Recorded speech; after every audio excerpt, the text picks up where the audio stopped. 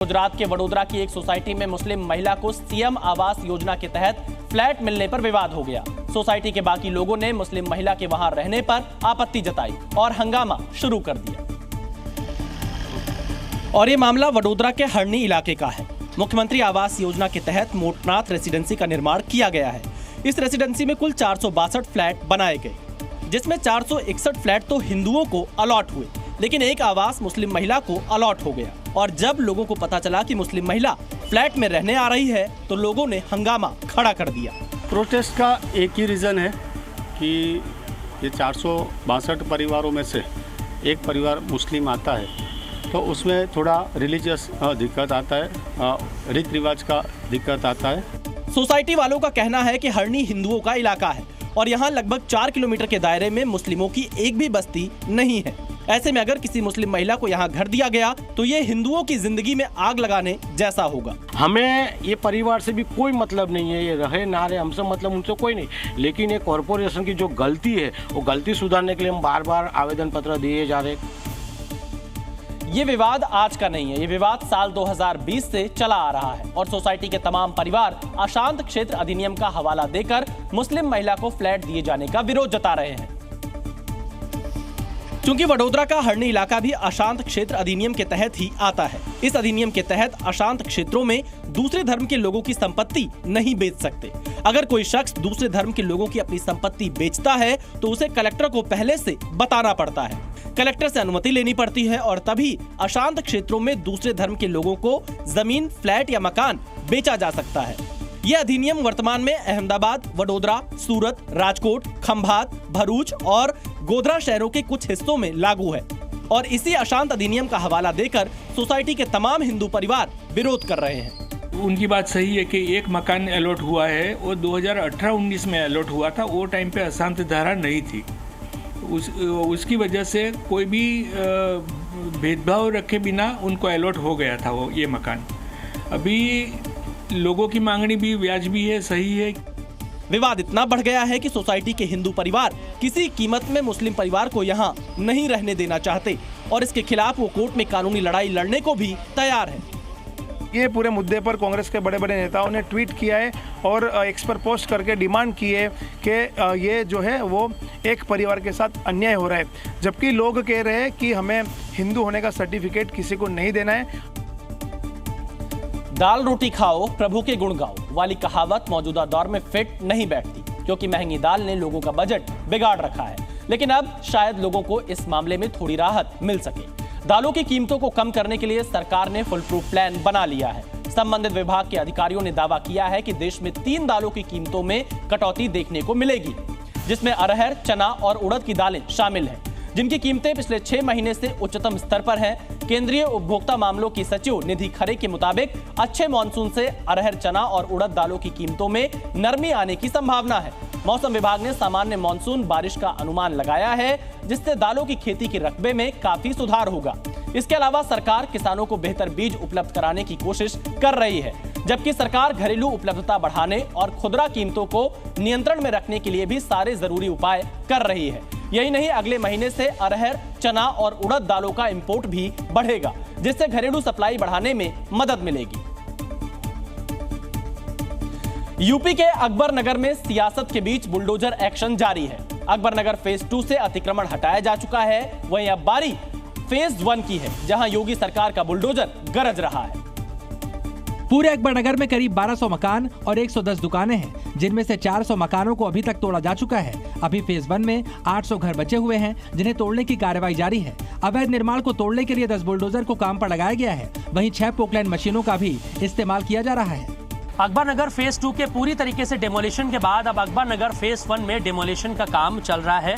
आप देख सकते हैं ये जो पूरी गलियां हैं ये वीरान हो चुकी हैं। लोगों के विरोध प्रदर्शन को देखते हुए अकबर नगर में पीएससी की 5 अतिरिक्त कंपनियां तैनात की गई हैं। इसके अलावा आरएएफ की 3 कंपनियां भी तैनात की गई हैं। वहीं सुरक्षा कर्मियों के लिए 6 शिविर बनाए गए हैं, जिनमें रहकर 24 घंटे पुलिस के जवान लोगों की हर एक हरकत पर नजर बनाए हैं, ताकि विरोध न बढ़ पाए। वहीं इस कार्रवाई में जिन लोगों के घर और दुकान टूटे हैं, उनका रो रो कर बुरा हाल है। टूट रही है, का हम कैसे क्या करी भैया, हमको कहाँ रहेंगे जाके, घर नहीं है, हमको कहाँ रहेंगे इतने गर्मी में।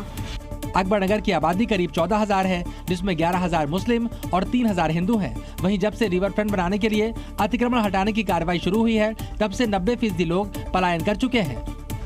10% लोग बचे हैं, वो भी अपना सामान बटोरकर धीरे धीरे पलायन कर रहे हैं। बकरीद को लेकर यूपी के सीएम योगी आदित्यनाथ ने इस बार सख्त निर्देश दिए। यूपी सरकार ने साफ तौर पर कहा कि बकरीद की नमाज सड़क पर किसी कीमत पर नहीं होगी। योगी सरकार के इस फैसले से अलीगढ़ के मौलाना भड़क गए और जमीयत उलेमा हिंद के महानगर अध्यक्ष मुफ्ती अकबर कासिमी ने सरकार के इस फैसले को भेदभावपूर्ण बता दिया। उन्होंने कहा कि जब कांवड़ यात्रा निकलती है तब सरकार को परेशानी नहीं होती, लेकिन मुसलमानों की 10 मिनट की नमाज सरकार को देखी नहीं जा रही। नमाज के जरिए से भी अमन का ही पैगाम दिया जाता है, कोई ऐसा पैगाम नहीं होता है। इसलिए ये जो दिमाग में जो ये जो खुराफात बसा हुआ है उसको निकालिए। ये हिंदुस्तान सबका है। क्योंकि योगी सरकार का साफ तौर पर निर्देश है कि कहीं भी खुले में बकरे की कुर्बानी नहीं होगी और इसीलिए सरकार के इस फैसले का मौलाना अब खुलकर विरोध कर रहे हैं। शुरू से ही कुर्बानी ऐसी जगह पे ही कर रहे हैं जिसपे कोई एतराज ना हो। का वो जैसे कोई मतलब ऐसी जगह है जहाँ पर लोगों का आना जाना कम होता है और गंदगी नहीं फैलाई जाती है। हम लोग शुरू से करते ही आ रहे हैं। ये जब नुक्ता छोड़ दिया गया कि मुसलमानों किसी तरह से छेड़ा जाए, तो हम आपके जज्बात को या आपके इस शोशे को हम जानते हैं, इसलिए हम आपको वो मौका देंगे नहीं इंशाल्लाह। देश भर में 17 जून को बकरीद मनाई जानी है, इसलिए योगी सरकार ने जिला प्रशासन को सुरक्षा कड़ी करने के निर्देश दिए हैं। वहीं यूपी को नेपाल से जोड़ने वाली सीमा पर भी सतर्कता बढ़ा दी गई है। बकरीद के दिन सीसीटीवी कैमरों और ड्रोन से नजर रखी जाएगी। यूपी के गाजीपुर से समाजवादी पार्टी के सांसद अफजाल अंसारी ने एक बार फिर मुख्यमंत्री योगी आदित्यनाथ की तारीफ की। अफजाल अंसारी ने कहा कि मोदी को चुनाव जिताने के लिए सीएम योगी ने बनारस में ब्रिजेश सिंह को लगाया था, नहीं तो मोदी चुनाव हार जाते। क्या गुनाह हो गया? मैंने सिर्फ यही तो कहा, मोदी का करिश्मा फेल हो गया। मोदी का करिश्मा फेल साबित है जब आप कहते हो कि मोदी बनारस में लड़ते हैं तो उनकी लहर पूरे पूर्वांचल को हिला देती है, बिहार से लेके बंगाल तक पहुंच जाती है। मैंने यही तो सवाल खड़ा किया कि वो मोदी का करिश्मा खत्म, अपनी सीट जीतने में पसीना बहाना पड़ गया। यूपी के मुख्यमंत्री योगी आदित्यनाथ आज गोरखपुर के चिड़ियाघर पहुंचे। यहां उन्होंने बब्बर शेर भरत और शेरनी गौरी को बाड़े में प्रवेश कराया। ये शेर और शेरनी पिछले महीने इटावा लॉयन सफारी से लाए गए थे।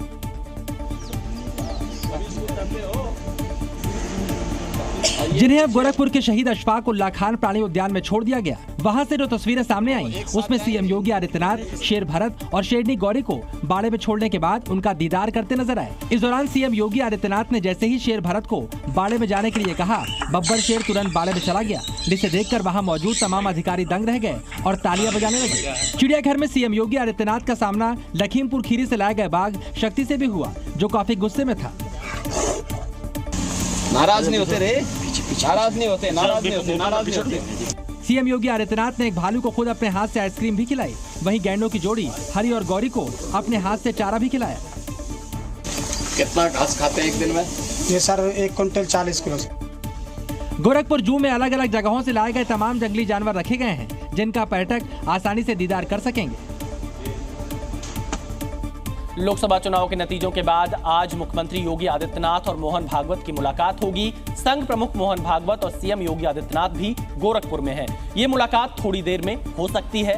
माना जा रहा है कि मुलाकात के दौरान उत्तर प्रदेश में कम हुई सीटों पर चर्चा होगी। दरअसल बीजेपी उत्तर प्रदेश में 62 सीटों से 33 सीटों पर सिमट गई, जिसकी वजह से बीजेपी अकेले दम पर बहुमत से दूर हो गई।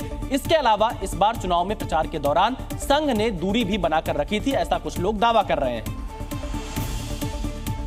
योगी और भागवत के बीच मुलाकात के दौरान क्या सवाल हो सकते हैं और किन मुद्दों पर चर्चा हो सकती है, ये भी देख लीजिए। मुलाकात में क्या सवाल होंगे? पहला सवाल, यूपी में बीजेपी की हार की वजह क्या है? किस वजह से सीटें कम हुई? चुनाव में बीजेपी कैसे पिछड़ गई? तीसरा सवाल, मंदिर निर्माण के बाद भी ऐसा क्यों हुआ? चौथा सवाल, 33 सीटों पर सिमटने की वजह क्या है? और मुलाकात में आप ये कह सकते हैं कि तमाम मुद्दों पर चर्चा हो सकती है और योगी आदित्यनाथ संघ प्रमुख मोहन भागवत की यह मुलाकात थोड़ी देर में गोरखपुर में हो सकती है। संघ का चिंतन शिविर गोरखपुर में जारी है, जिसमें मोहन भागवत पिछले कुछ दिनों से लगातार शिरकत कर रहे हैं, रुके हुए हैं।